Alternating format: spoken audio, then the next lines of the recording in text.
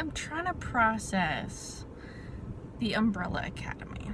I watched all of the first season when it came out last year, and we rewatched the first season just now so we could start with the second season. And I've only seen the first episode of the second season, but I just have so many questions and so much going on.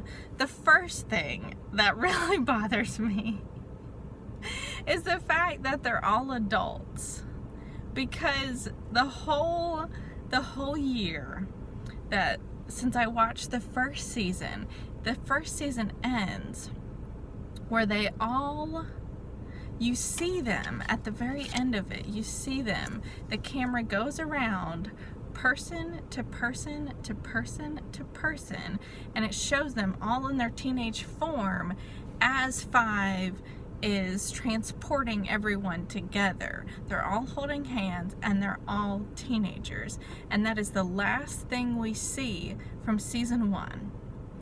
So I remember watching season 1 last year and thinking how exciting that was and how crazy, and how going back and ending up and being teenagers, like what's that gonna look like? That's gonna be crazy. It's gonna be one of those dual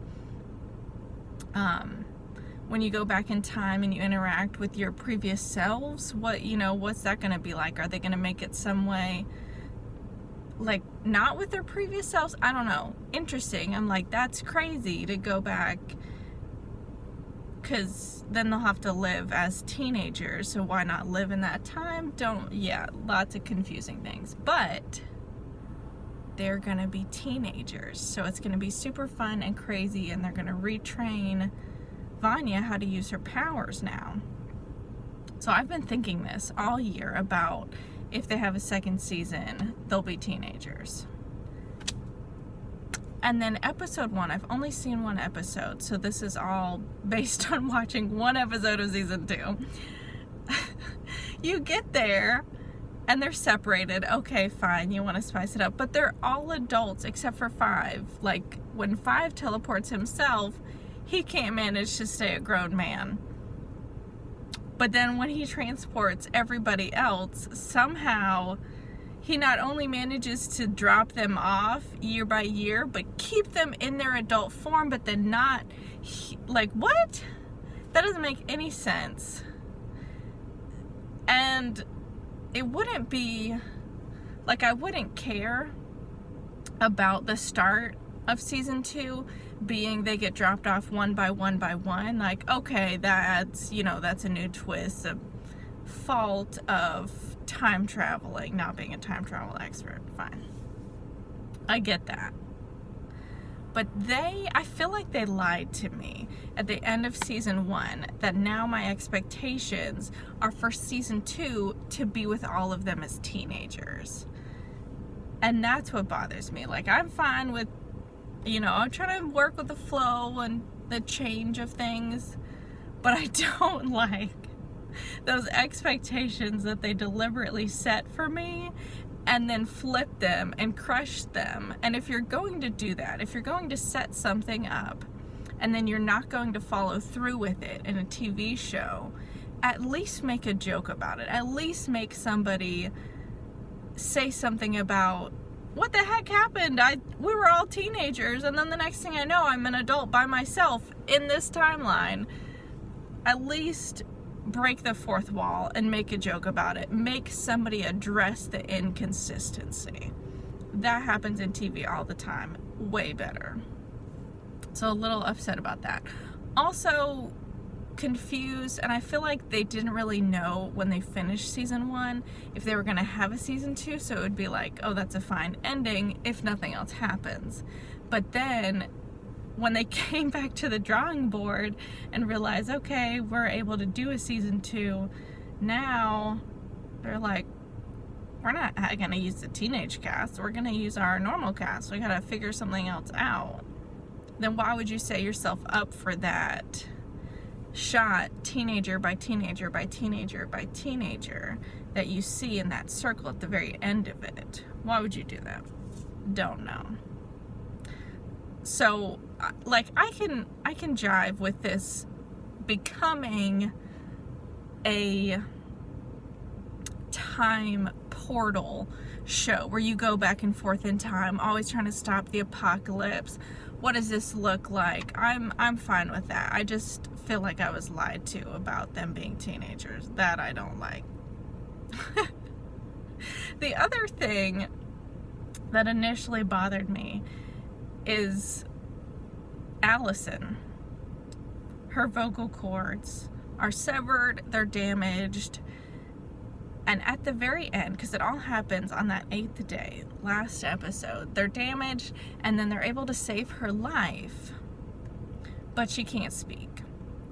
And I don't remember, and I watched the last episode last week of the last season, and it wasn't distinct in that episode that she'll ever talk again. So we see her talking, obviously, in season 2. That would be pretty ridiculous if we didn't. But I also felt lied to in that moment. Now, I can give more sway on this one than I can on the first one, because I can understand that they were able to heal her, but not that she'll be able to talk because of the injury. But maybe that she needs to be completely silent for a month or so to give it a certain time to heal properly, because I understand it being one of those injuries that she can't try to exercise immediately, that she has to let it heal over time and then be back to normal in order to do that. So that one, there's more leniency for. Still a little bit bothered by it, because when I left season 1, that wasn't the indication that I had, but it's definitely more understandable. But some things I'm just processing, thinking of, that were interesting is the characterization that I see with the characters, because I'm only 11 episodes in, 10 in the first season, 1 in the second season. So there's not going to be character development, because we're still learning who our characters are, and there's 7 of them, 6. So we don't know. Yeah, we don't know enough about them. We are still learning them. What does that look like? And it's interesting to see them dropped off one by one in the 60s, in this time, by themselves, to see and develop those characters, at least build the character to where it can develop and change and characters can grow. At least seeing that really helps you see one by one what that looks like and get to know the character better. And I particularly thought that was fascinating watching Luther, because you see Luther and he ends up basically finding a new dad. And so you start to think and process, he's the only one that never left home. His whole purpose, his whole goal was to be the best kid, was to be the hero, was to do whatever his dad needed all the time, anytime. Basically just to be the best tool his dad needed, to go fix the earth, fix whatever's wrong, whether that's in the moon or whatever. So it's interesting when Luther not only has the opportunity to go out on his own, which all the other kids already did. They already left the home, were on their own, no family, nothing. But it's interesting because Luther never took that opportunity. He could have left, but he never did. So he instead is forced to be on his own in a time, in a place he doesn't know anything about. He doesn't know what's going on. So he finds, instead of making a new life like you see with Allison, she tries to make the best of it, be part of important things, gets married, she is starting over, starting a new life. She's done this before, no big deal. She's Allison, she's awesome. But Luther sets himself up into the same position that he was in with his dad, where he finds somebody who's powerful, who's influential, who can tell him what to do, and he knows how he can please him. So his whole goal is just to please this new father figure in his life, and I love that characterization to see into Luther. That's so fascinating. I think that's really well done. And then Diego is hilarious, man. He has such a hero complex. Oh my goodness. He's never felt like he's the best person, like he has the best talent. What is he, like 5 or something? No, he's not 5. 5 doesn't have a name. What is he, 2, 3? I don't know what number he is. But he's not number 1. And he's always in competition with Luther being number 1. And Luther always wants to be the best and hold the best. And he's got a big power. But Diego does not have a very impressive power, let's be honest. He can wield knives well, but everybody else has a power that doesn't require a weapon, that doesn't require something outside of their body. So if he doesn't have a knife or something else he can throw, I'm sure he could throw other sharp objects well, but if he doesn't have that tool, he doesn't have a superpower at all.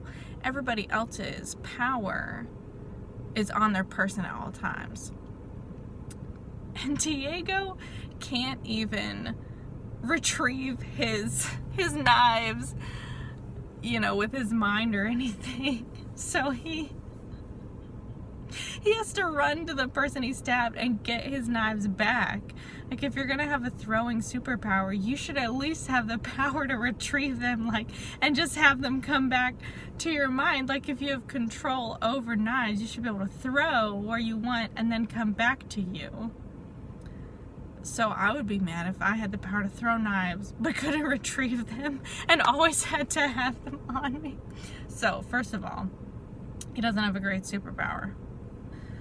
So, of course, he's always competing and he's always losing. He's always going to be losing. So now he finds himself in this new timeline by himself, and he's thinking, what can I do?